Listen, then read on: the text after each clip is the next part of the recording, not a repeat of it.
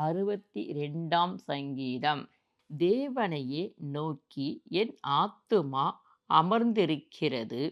அவரால் என் இரட்சிப்பு வரும். அவரே என் கன்மலையும் என் இரட்சிப்பும் என் உயர்ந்த அடைக்கலமுமானவர். நான் அதிகமாய் அசைக்கப்படுவதில்லை.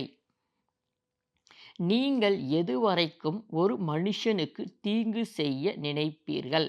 நீங்கள் அனைவரும் சங்காரிக்கப்படுவீர்கள். சாய்ந்த மதிலுக்கும் இடிந்த சுவருக்கும் ஒப்பாவீர்கள்.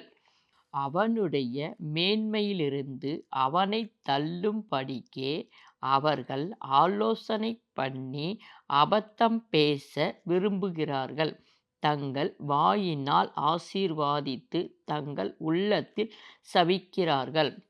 என் ஆத்துமாவே, தேவனையே நோக்கி அமர்ந்திரு. நான் நம்புகிறது அவராலே வரும். அவரே என் கன்மலையும் என் இரட்சிப்பும் என் உயர்ந்த அடைக்கலமுமானவர். நான் அசைக்கப்படுவதில்லை. என் இரட்சிப்பும் என் மகிமையும் தேவனிடத்தில் இருக்கிறது. பெலனான என் கன்மலையும் என் அடைக்கலமும் தேவனுக்குள் இருக்கிறது. ஜனங்களே, எக்காலத்திலும் அவரை நம்புங்கள். அவர் சமூகத்தில் உங்கள் இருதயத்தை ஊற்றிவிடுங்கள்.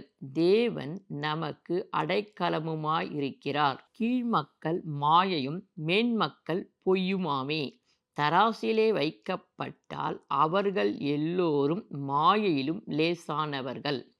கொடுமையை நம்பாதிருங்கள். கொள்ளையினால் பெருமை பாராட்டாதிருங்கள்.